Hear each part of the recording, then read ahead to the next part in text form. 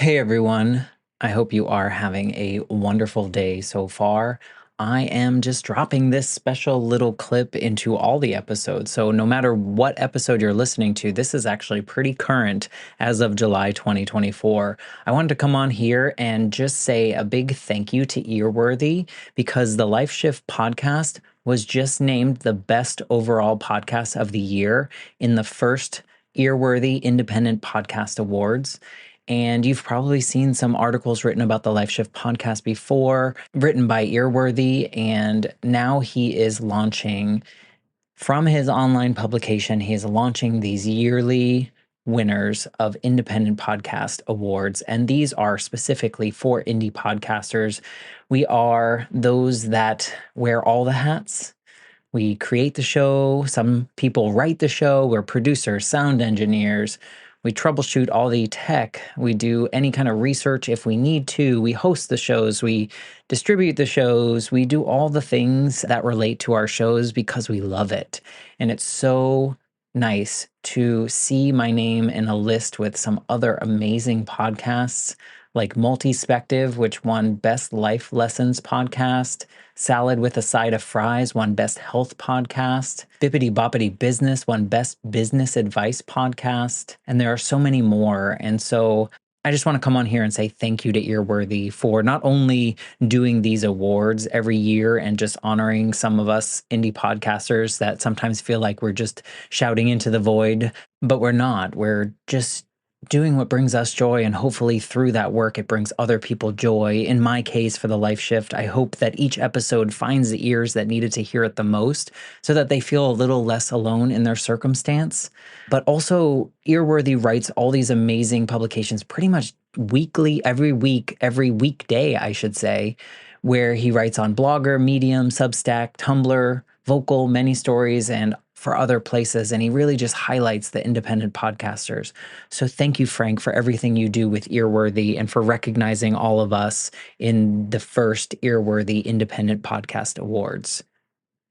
If you'd like to read more, please head to medium.com/EAR hyphen WORTHY. Thanks again and enjoy this episode. Matt, your mother was a wonderful woman. She was a simple person with only simple needs and a big heart. She never hurt anyone in her whole life and probably wouldn't know how. You and I and many others wish she hadn't gone on that motorcycle trip. I know how much you didn't want her to go, so I'm sure you often felt that somehow you didn't try hard enough to stop her. Many people have told me that her journey on Earth was only for 32 years for some reason. She did whatever she was supposed to do here and moved on to a better place.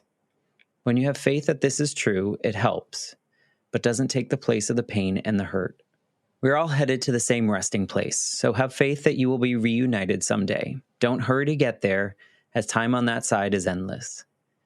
She loved you more than anyone or anything on this earth, and there have been enough times since she died where she has proved that. There's no way I could have been the father I tried to be without her guidance and watchful eye. I believe that with all my heart. Matt, many people have told you that you look more and more like me, but trust me when I tell you that you have many characteristics of your mother. That's what I see. Most of the people who tell you that never knew your mother, so I can see why they say that. One of your fears is that you're forgetting who she was, who she is, and what she sounded like. You're more like your mother than you know, and it's something to be proud of. Be who you are, and both your mother and I will be proud. Nobody will ever replace your mother. Know that she was a good woman who died too soon. She is missed by many, still loved by many, as you are. I'm Matt Gilhooly, and this is The Life Shift. Candid conversations about the pivotal moments that have changed lives forever.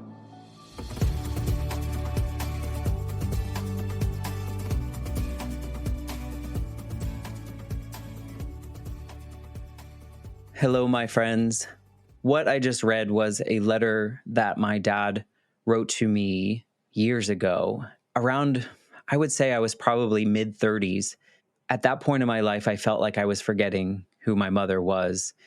It was such an odd feeling for me because, you know, she's your mother and you should remember who she is. So I asked my family members if they could write me something just about her and what they remembered about her, and something maybe that I could take with me to honor or learn more about. And so my dad wrote me this beautiful 8-page document about his journey with her, then our journey together after my mom died.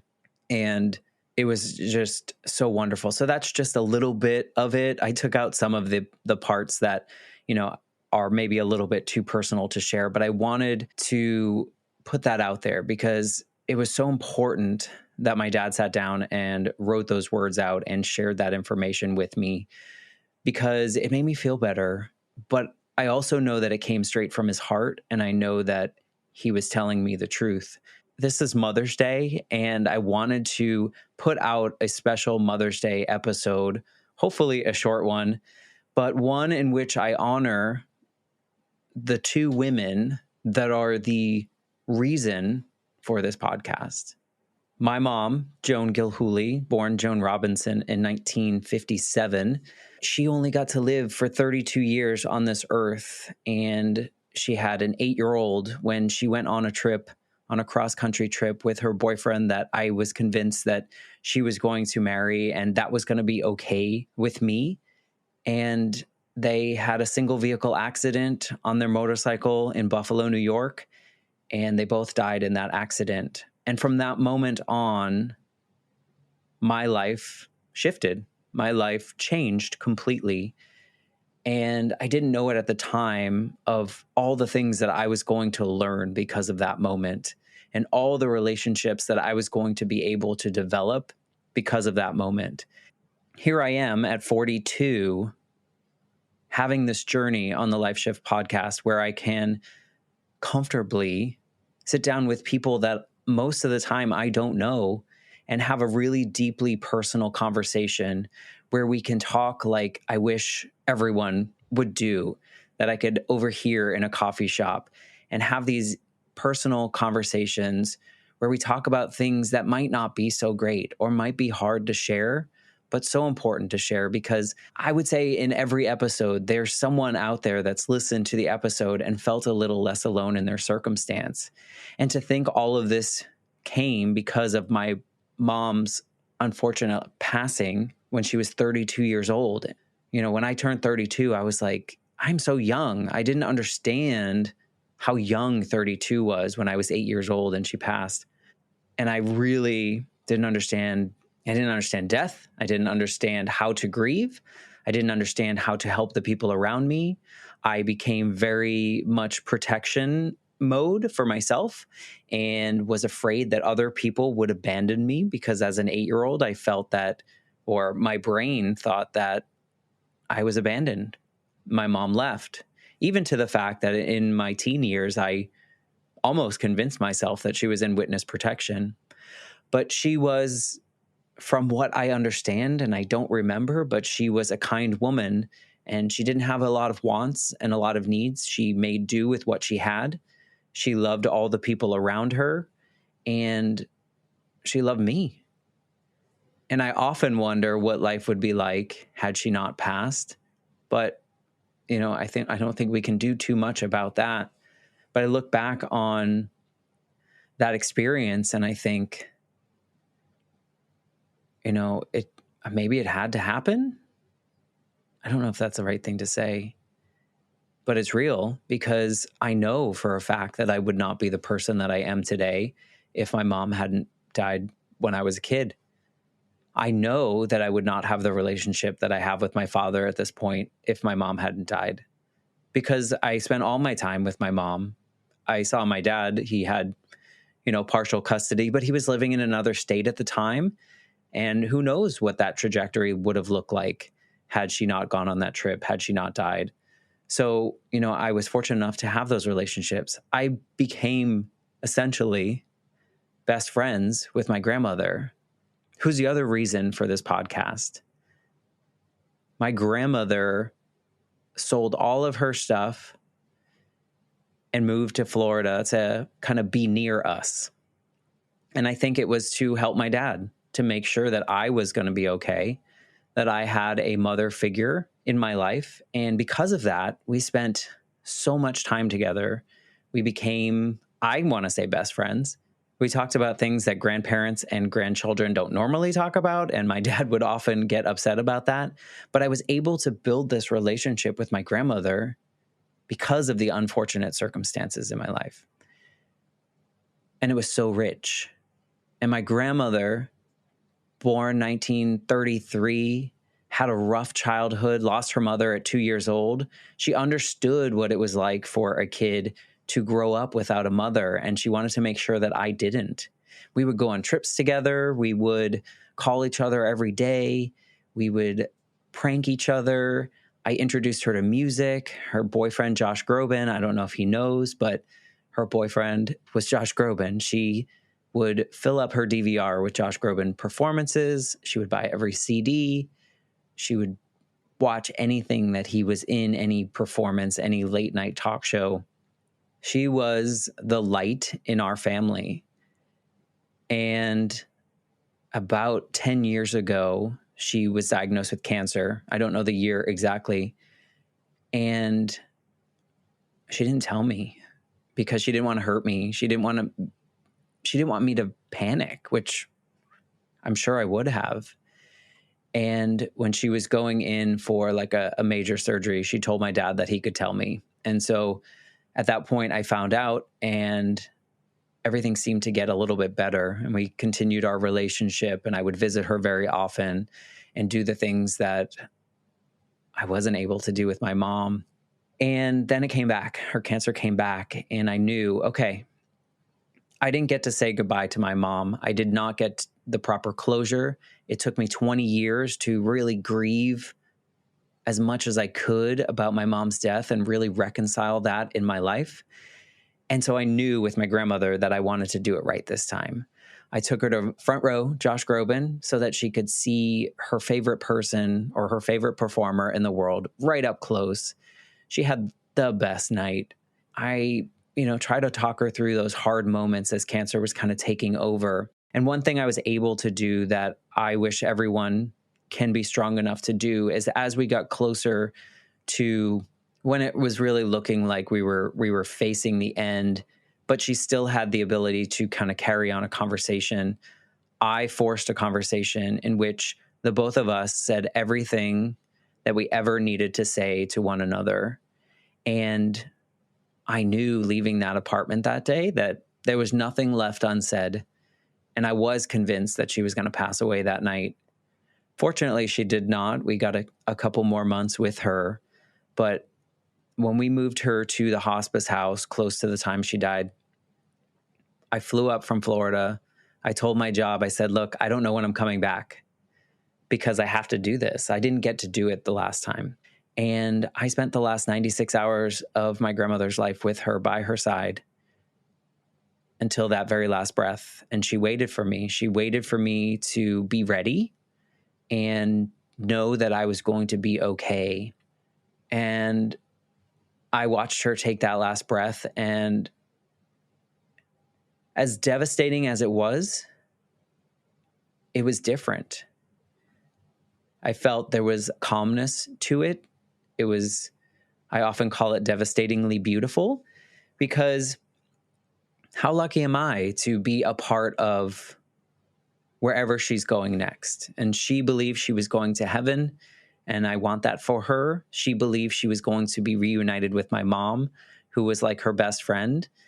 She was my dad's mom, but she was so close to my mom before she died, to the point that she was not able to fully grieve the loss of my mom.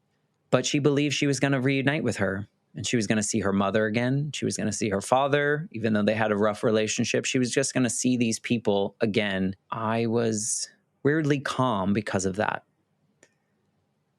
These two women, and unfortunately their passings, are the reason that the Life Shift podcast exists. They're the reason that I feel comfortable enough putting any kind of vulnerability out in the world and sharing the hard parts of my life, because I'm not the only person that's ever gone through this. And if I can help someone feel less like I did as a kid when my mom died and I felt like I was totally alone, I was the only person that had ever experienced that in the entire world. I knew I wasn't. But the Life Shift podcast my goal is that each episode helps someone feel a little less alone in what they're going through. And I think it's because I've gone through these pieces of my life and I want to share it. Losing my mom as a kid also, I guess it forced me subconsciously to seek out other mother figures in my life. So I had my grandmother always, she was always there, always number one. She was a person I would always think about first. But anytime I met my friends' parents, 9 times out of 10, I became really close with the mother in that relationship. And it was just a natural kind of, maybe I was seeking this out. My teachers, my female teachers that I had growing up, they were always the ones that provided some of the comfort that I think I was missing from not having my mom. And so on this Mother's Day, I want to thank all of my friends throughout the years, their moms, for taking care of me. I've always felt a motherly love, despite really not having a mother for the last 30 something years. I'm so very appreciative of it. A little part of me is jealous on Mother's Day because I never know what it's like to actually have a mother as an adult. And so if you're listening to this and you're close with your mother, give her an extra hug today for me. If you are not close with your mother and there's any kind of chance of reconciliation, I say try it. You never know what that can bring. So on this Mother's Day, I just want to say thank you to the moms that are listening. Thank you to the people with moms that are listening. Thank you to my guests for sharing parts of them that maybe they wouldn't have shared otherwise, because I think we're changing things. I think we're changing one heart at a time. And I'm so honored to have this journey. I have to weirdly thank my mother and my grandmother for the journeys, for the journey bringing me into this world, for an early passing that I had to grapple with and figure out how to learn, for my grandmother for being there and supporting me throughout that journey. Of course, for my father, who often gets a Mother's Day shout out. But to all the women in my life that lifted me up in a way that other people were unable to do, thank you and happy Mother's Day. I hope that you have the most wonderful day doing what you want. And that's probably in silence, sitting on the couch and relaxing and doing your favorite activity. So happy Mother's Day. And we'll be back in a couple days with a brand new episode of the Life Shift podcast. Thank you so much.